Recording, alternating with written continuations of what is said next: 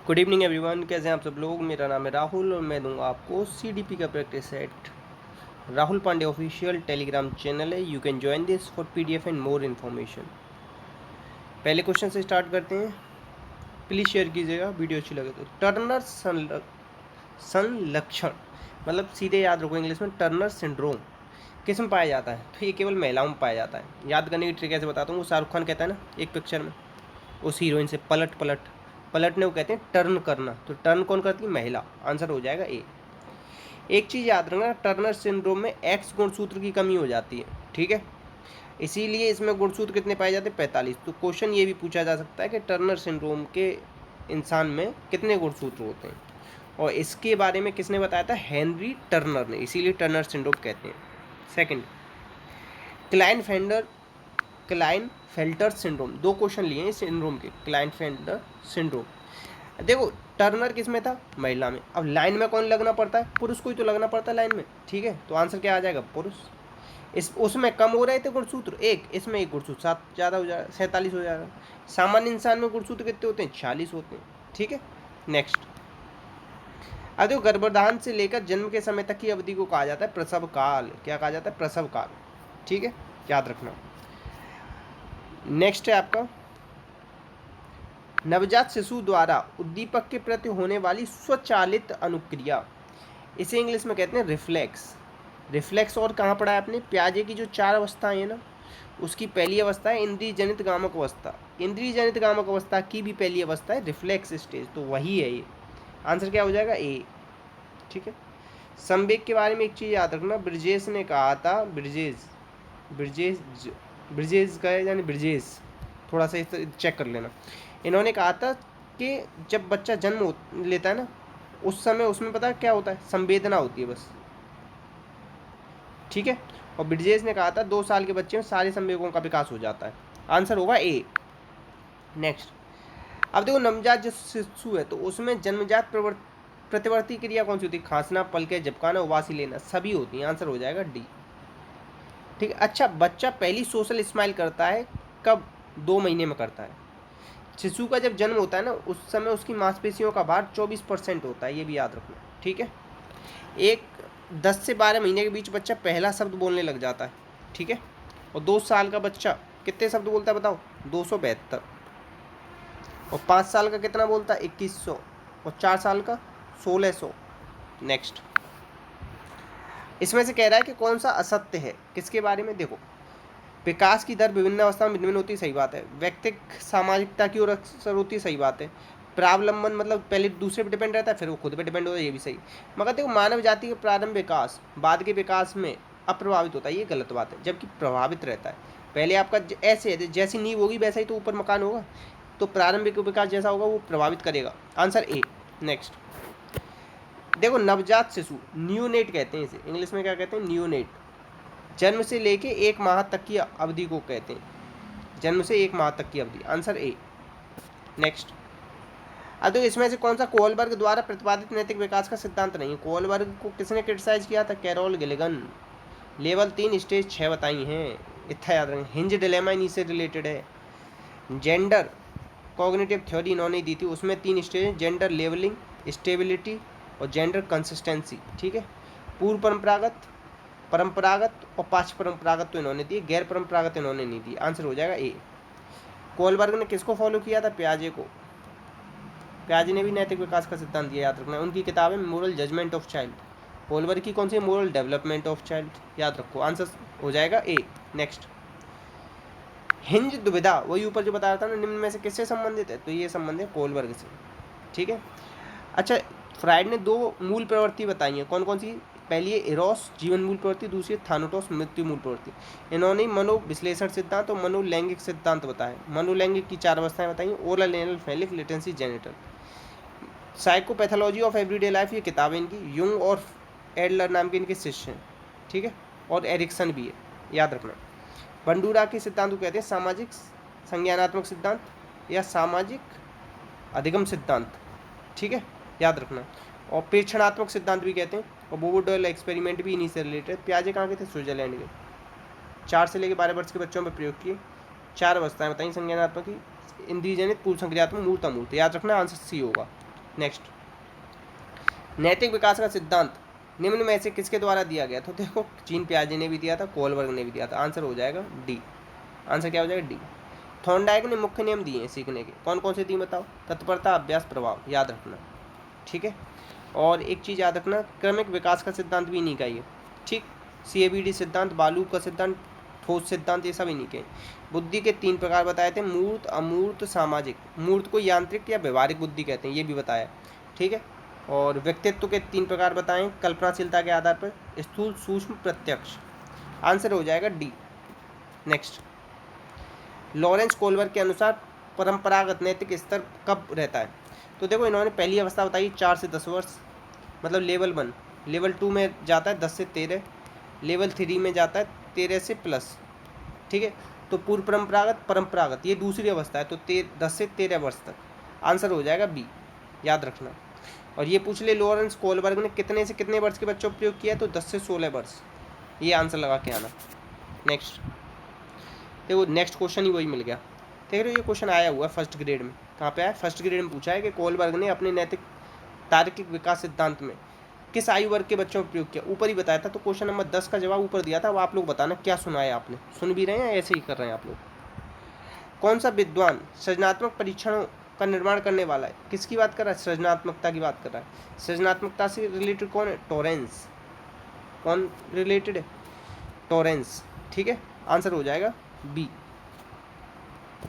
Next, अच्छा इसमें थोड़ा सा थोड़ा सा कंफर्म करना पड़ेगा, इसमें नहीं पूछा है। तो देखो टॉरेंस ने बात करी है सृजनात्मक परीक्षण की, गिलफोर्ड ने करी, मगर इन दोनों में थोड़ा सा क्या हो रहा है? कन्फ्यूजन हो रहा है, तो इस क्वेश्चन को छोड़ देते हैं। तो आंसर 3 या डी में से होगा। आप में से किसी को आता हो तो आप लोग बताना। ठीक है, नेक्स्ट, अब देखो किस विद्वान ने किसी भी अवस्था में असफल विकास के कारण फिक्सेशन की बात करते हैं? सिगमंड फ्राइड, याद रखना। सिगमंड फ्राइड ने ही फैलिक अवस्था में 2 उपअवस्था ऐसे समझो इंद्रियां बताई हैं।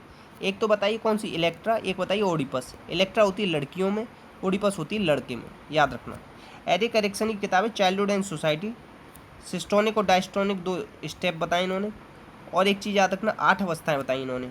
ट्रस्ट वर्सेस मिसट्रस्ट से स्टार्ट होती है पहली अवस्था। ठीक है, आंसर हो जाएगा बी। नेक्स्ट है, इसमें किस विद्वान ने हीनता मनोग्रंथि, इन्फीरियरिटी कॉम्प्लेक्स, और एक होता है सुपीरियरिटी कॉम्प्लेक्स, या आप कह सकते हो इंडिविजुअल साइकोलॉजी, या आप कह सकते हो सिगमंड फ्राइड का शिष्य। तो ये सब किसकी विशेषताएं? ये सब विशेषताएं अल्फ्रेड एडलर की। ठीक है, याद रखना। नेक्स्ट, अब देखो बच्चे के सर्वांगीण विकास के लिए इंगित कौन करता है? तो देखो जो आपका संज्ञानात्मक विकास, भावात्मक और क्रियात्मक, इन सब में संतुलन होना चाहिए, तो आंसर हो जाएगा सी। नेक्स्ट, एक मानकीकृत परीक्षण में क्या नहीं होता? तो देखो इसमें विषय निष्ठता नहीं होती। अब देखो होशियार बच्चे और कमजोर बच्चे में विभेद करना आना चाहिए, विश्वसनीय होना चाहिए, वैध होना चाहिए, तो आंसर हो जाएगा सी, विषय निष्ठ नहीं होना चाहिए। ठीक है, नेक्स्ट, गेस्टाल्ट चिकित्सा का प्रतिपादन किसने किया? तो ये किया था फ्रेडरिक पल्स ने। गेस्टाल्टवाद कौन लेके आया था? गेस्टाल्टवाद लेके आया था बर्दीमर। गेस्टाल्टवाद कहाँ से रिलेटेड है बताओ? ये रिलेटेड है जर्मनी से। अब गेस्टाल्टवाद में सबसे ज़्यादा प्रयोग किसने किया? कोलर ने। कोलर ने चिंपैंजी पे, चिंपैंजी का नाम सुल्तान। इनकी किताब का नाम है द मेंटलिटी ऑफ एप्स। तो कोलर भी कहाँ का था? जर्मनी का। कोलर तो जर्मनी का था ही, कोहलबर्ग जिसने नैतिक विकास का सिद्धांत दिया वो भी जर्मनी का था, ये भी याद रखना। ठीक है, नेक्स्ट, सॉरी एक सेकेंड प्लीज़। हाँ, तो इसका आंसर क्या बताया मैंने आपको? इसका आंसर बताया मैंने आपको फ्रेडरिक पल्स। नेक्स्ट,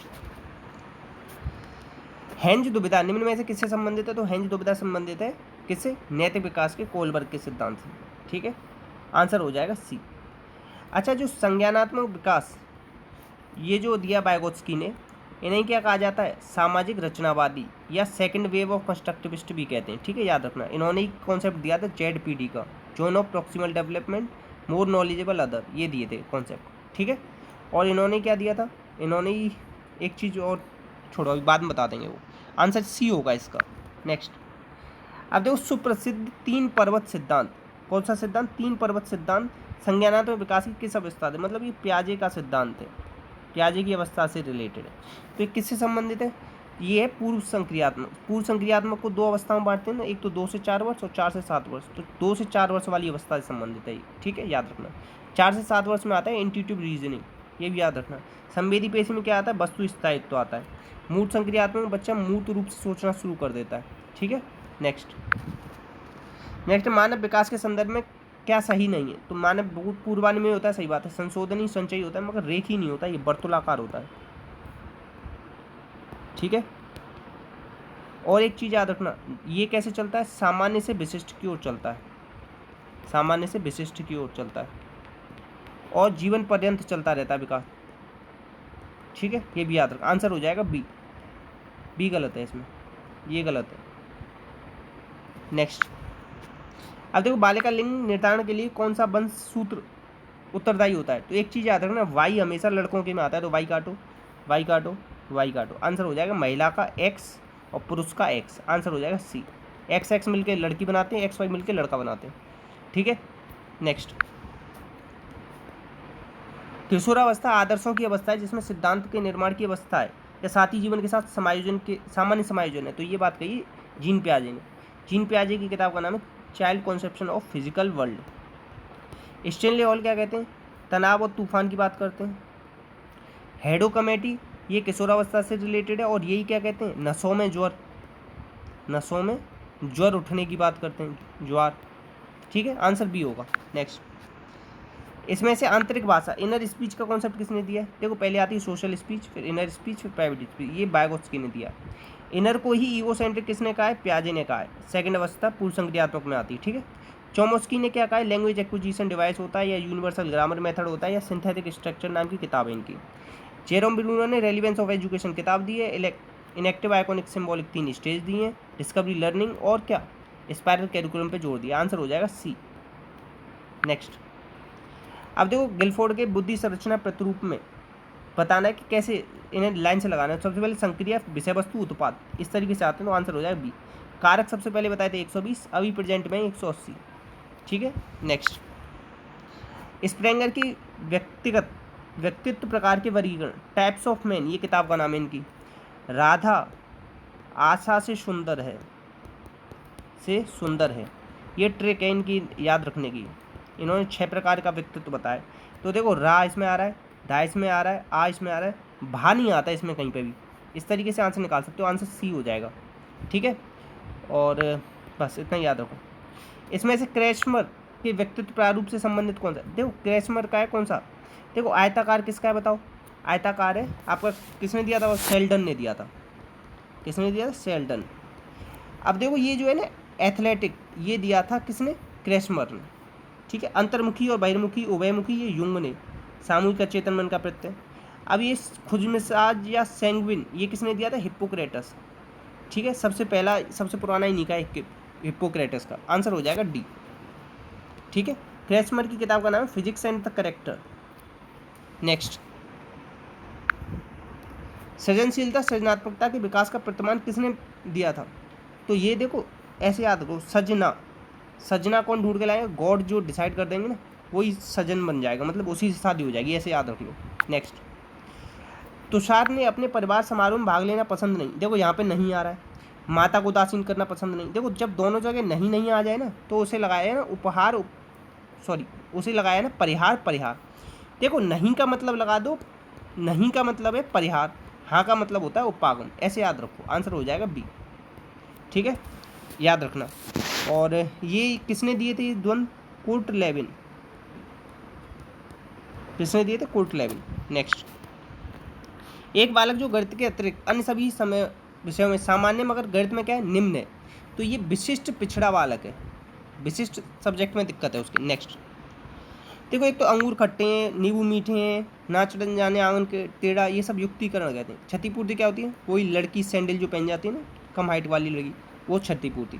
विस्थापन ऐसे समझो कि वही बॉस ने पापा को डांटा, पापा ने मम्मी को डांटा। ठीक है, दिवा स्वप्न तो आप सब जानते हो, आंसर सी।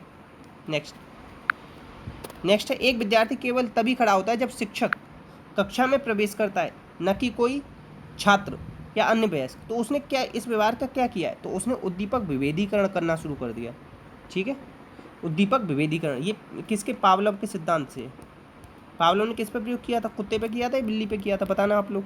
ठीक है, 1904 में नोबेल प्राइज़ मिला था पैरोटिड ग्लैंड पर प्रयोग। काम किया था इन्होंने, ठीक है।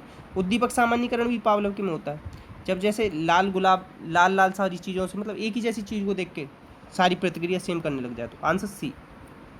नेक्स्ट, अब देखो जो आपका NCF 2005 है, सबसे पहले आया था NCF 1975 में, फिर 1988 में, फिर 2000 में, अब ये चौथा NCF आया था फोर्थ 2005 में।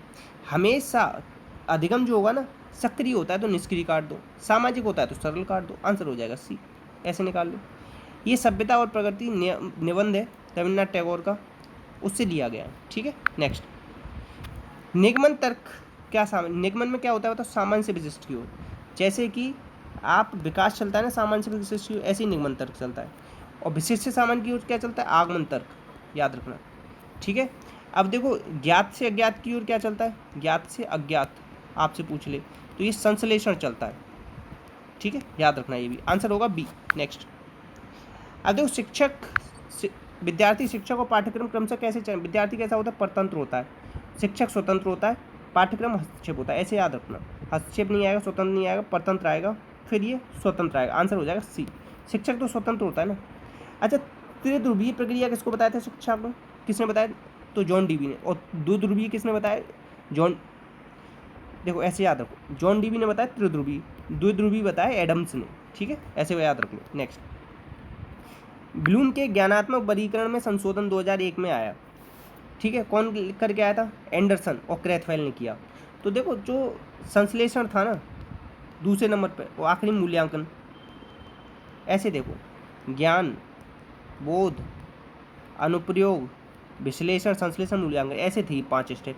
तो संश्लेषण को यहाँ पे ले आके इन्होंने सृजन कर दिया था संश्लेषण की जगह, 2001 में जब रिवाइज हुआ था, तो आंसर हो गया सृजन करना।